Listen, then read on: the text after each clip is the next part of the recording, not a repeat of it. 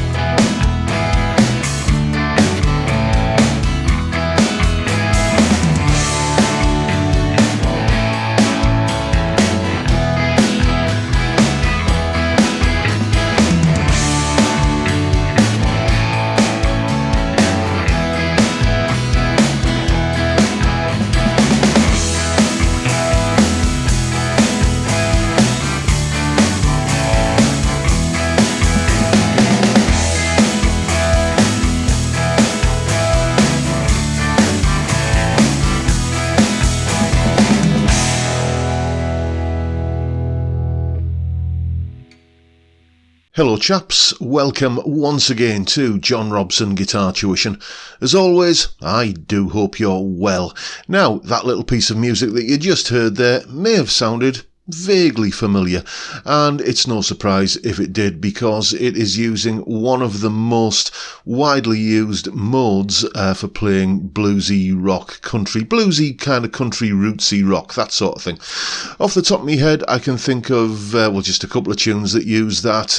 Perhaps Gimme All Your Lovin' by ZZ Top, rest in peace Dusty, and Sweet Child of Mine by Guns N' Roses. Like, the main verse section of that song is based on this mode. So what mode is it? It is the mixolydian.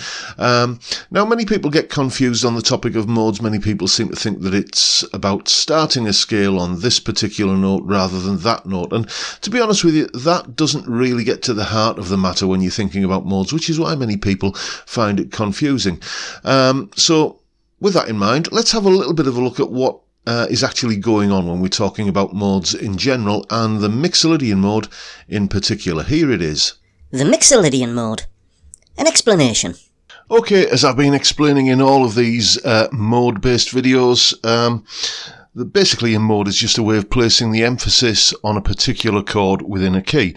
So it does help to know what chords are in a key to begin with, and let's just recap on that.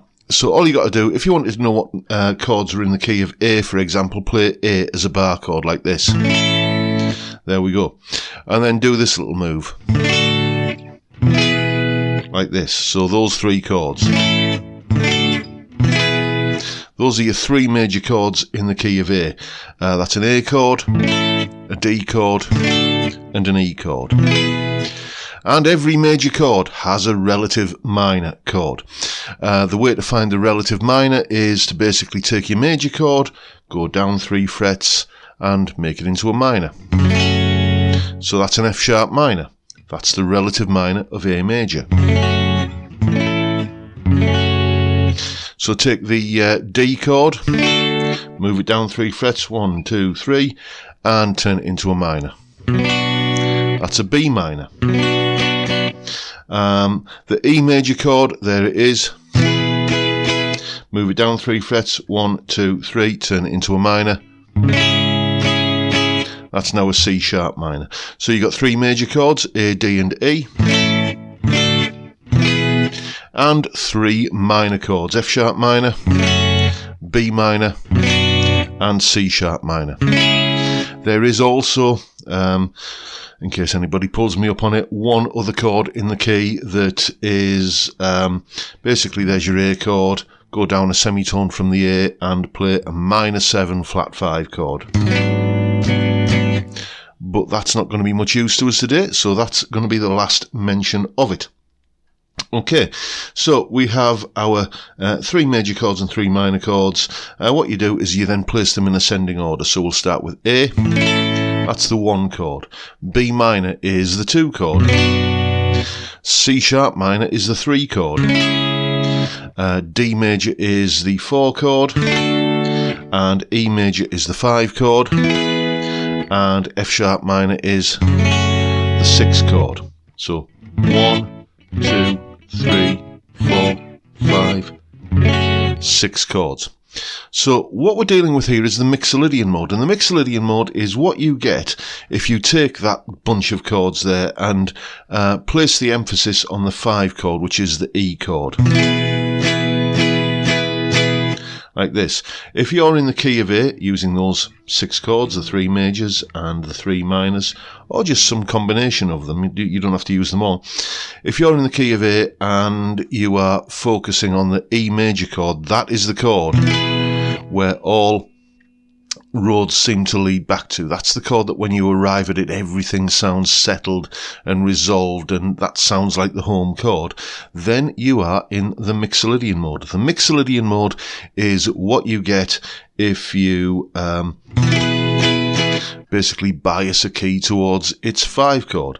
And the chord sequence that was at the beginning of the video went like this. It went from an E chord for a couple of bars, then a D, to an A, back to an E. And if I just play that, you'll hear that it sort of sounds like it's settling on the E chord. I'll do it down here. So you got...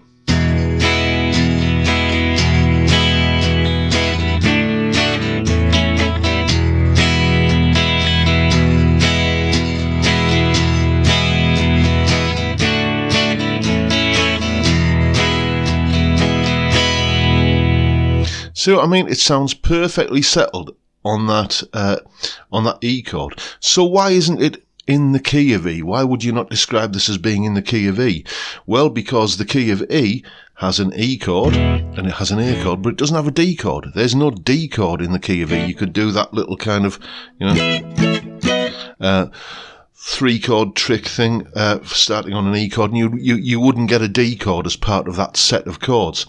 So the fact that we're using an E chord, a D chord and an A chord, there's only one key where those 3 chords will all occur together. Each chord will occur separately in other keys, but there's only one key where they all occur together, and that is the key of A. So we're very definitely here in the key of A major, but we're focusing on the 5 chord, which is the E. And that is, as I say, what makes it the mixolydian mode. So there you go. That's a brief explanation of what's going on with the mixolydian mode. So there you go. Nothing to it really, is there? It's just a case of shifting the emphasis towards one of the chords in the key by, kind of emphasizing that chord and making that chord the one that everything seems to lead back to and resolve to. That is, really speaking, the nub of what makes modes tick. If you are one of my Patreon supporters, first of all, thank you very, very much indeed. I am truly grateful. It's much appreciated, the support you give me keeping the lights on around here. But if you go to my Patreon page, there's the address, and the link is, of course, in the description. You will find that piece of music that I played at the top of the video, so you can have a play along with it yourself. And basically it's there as a video that you saw there at the beginning, and as a jam track if you want to have a jam along with it. And if you do want to have a jam along with it, then you'll need some scale fingerings, and I've done a bunch of like the usual PDF, basically, with a bunch of different scale fingerings for the mixolydian mode, just in case you want to get in a little bit ahead of Sunday's video, which is going to be me soloing with the mixolydian mode and then explaining how you can approach it all from a more kind of comfortable, familiar blues scale pentatonic kind of comfort zone that I'm sure we all start out from at some point. Basically, you don't have to learn a load of new scale fingerings, but you can learn the ones that I've put up on the Patreon page, but there's a way of arriving at those which is much more user friendly than having to learn everything from scratch. So that's what's going to be coming up on Sunday, and that is pretty much it for today, folks. I do hope you've enjoyed the video and found it useful, informative, and maybe a little bit inspiring. And if that's the case, please hit the subscribe button and the notification bell if you haven't already done so, and why not give me a like while while you're at it. Don't forget the live stream Friday, 5 p.m. UK time. We drink beer, we talk music, we talk guitars. What's not to like? It's a fantastic way to kick off the weekend. I would love to see you there if you can make it. But for now, I'll bid you all a good day and say thank you so much for watching. Thank you for your time. Look after yourselves, folks. Stay well, stay safe, and above all, stay sane. Bye for now.